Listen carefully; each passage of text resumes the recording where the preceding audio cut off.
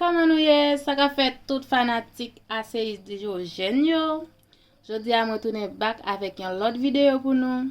Avant de commencer, n'a dit bienvenue sur channel là. Merci à tout le monde qui est abonné avec channel là et qui quitte un like, qui commente. Moi dis merci avec nous tout en général. Moi dis yon beaucoup de merci avec ou même qui gade m'nan qui supporte nan channel moyen. OK Timoun, nous ka wè ça nan chodia qui ça m'pote pour nous jodia, moi pote yon sirik pour nous. Nous ka wè c'est un sirik tout vivant li Timoun. Bon, on quand même pas le faire. Ya, c'est un sirik moi pote pour nous va montrer nous comment moi-même moi nettoyer sirik moi. OK, nous va suivre ensemble avec moi Timoun. Ma ba nou yon ti temps pour nous ka getan abonner avec channel là dans 3 minutes. Mba nou 3 minutes pour nous ka getan abonner avec. Kou li la ti moun ki sa nou va le faire pour li ou ka wè nou ge citron nou getan mette de la dedans pour nous laver li. Et puis nous gon l'autre citron encore qui c'est nou ka wè li yon l'autre citron. Nou gen vinaigre tout.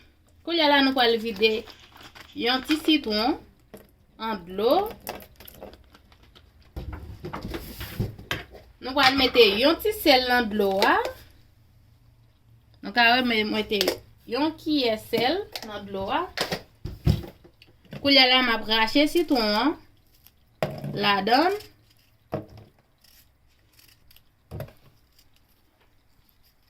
Pour y aller, Timon, nous besoin de sirik là, mais nous pas qu'on prendre. Nous allons, nous besoin de bel comme ça, Timon.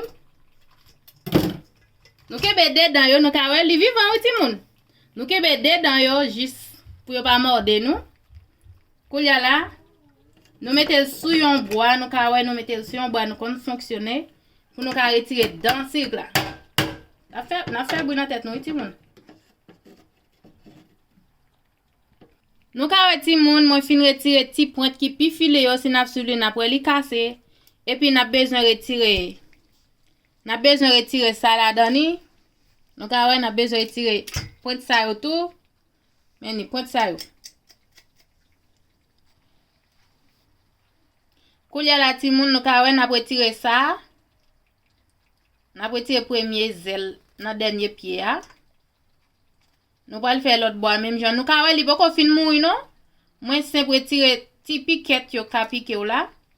N'a retourner n'a fait même genre encore, nous retirer tout petit point qui filé ou la donne. Et puis petit point ça, nous allons retirer petit point ça tout. Nous allons le mettre sur un bois pour nous retirer. Nous quand même pas casser. Faut que nous retirions petit point ça. Moi même c'est comme ça me fait, pas qu'à dire nous comme ça pour nous retirer parce que tout le monde fonctionne en genre. Vous comprenez? Nous retirer l'autre deuxième petit point ça encore ka piqué ou la petite piquette là.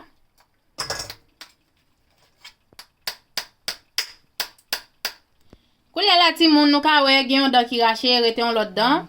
Koulia la nou wal besoin retirer l'embouit poisson bagay la, sirik la ti moun. Nou ap retirer l'embouit sirik la, nou ka wè li, ça c'est l'embouit li. Nou retirer couteau ça trop fait ti moun. Ngon l'autre couteau, il me pire men ti petit ya. Nou ka wè ça c'est l'embouit li. En bas ventre li, nous retirer en bas ventre li. Après ça nous wal retirer ça qui couvre yeux li nou ka wèl. Nous retirer là. Nous retirer ti pied autour, les ti pied toujours ti moun.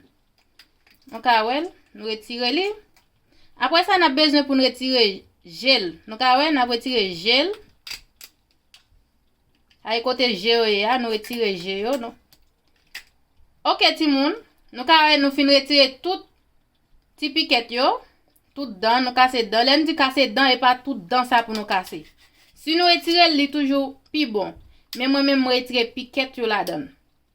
Koulia là nous avons besoin fouer couteau en donne côté l'embout li te en bas ventre li pour nous cal retirer yon petit sac la donne. Li gen sac oui parfois li craser, parfois tout ou ka retirer pour sortir avec. Sans que nous pas décoller. Gen moun li décoller, gen moun tout se retirer li simple retirer, ou fouet couteau en dedans, nous ka wè jan la sorti. Nous ka wè comment ça qui te en dan yo sorti, nous ka wè li. Pour le sortir sans que moi-même moi pas besoin décoller li, nous ka wè yo nan même. Moi pas besoin décoller juste pour moi retirer ça qui en dan yo ti moun. Nou ka wè ça qui en dan yo. Kou ya la ti moun, nou ka gade en dan bien nou en dan. En dan poko fini. Ça nous fait nous fouet doit ça en dan. Nou ka wè nous fouet doit nous en dan et puis nous boisser en dan ti moun. Nou kon ça m'a parlé, nous boisser. Ouais, on y en a fini retirer reste là avec doit nous sans que nous-mêmes nous pas besoin décoller. Nou ka wè m'a fouet en dan, m'a boisser li pour nous retirer tout bagay qui en dan. So ouais, nous pas décoller, nous pas racher pied, nous pas rien. Kou y a la pou pi facile nous ka wè, on sel gren nan nous ka wè valet qui gen bagay en dan. Kou y a pou pi facile nous kon yon ti de l'eau nous souke en dan.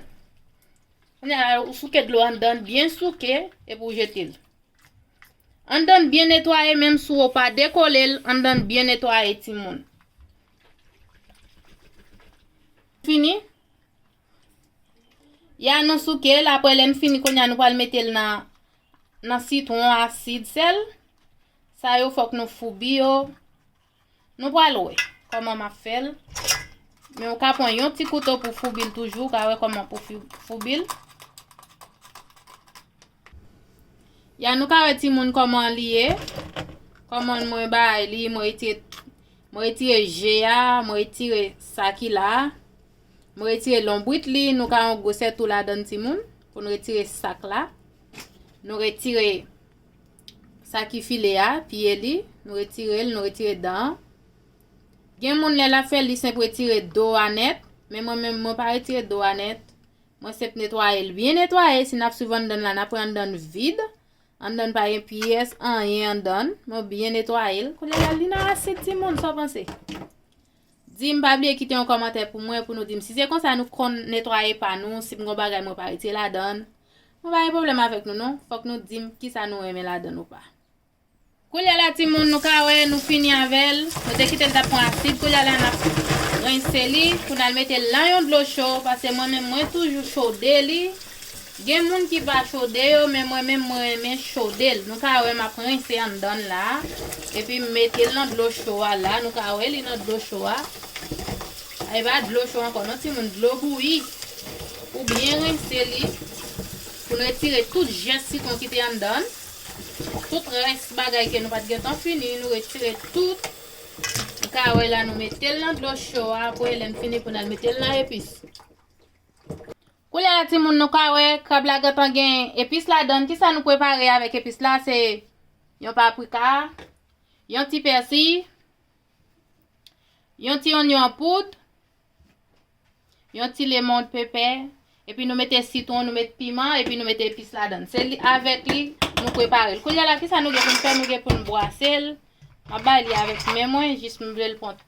Bon bagay fouet, puis ça nous donne ti moun. Pour le cas prendre bon épice, on mettez épice là en donne, fouet là en donne dans tout joli ti moun. Pour le cas prendre acide. Mais les ti moun nous ka wè comme crabe bien prend épice li là, ko ya la map kitel. Nan acide li nan épice li, c'est tout ça m'te pote pour nous jodi a, c'est yon sirik comment moi tremper yon sirik. M'a dit nous enjoy nous avec sirik moyen et puis passer bon week-end avec bon Dieu. Love you guys. Mwah.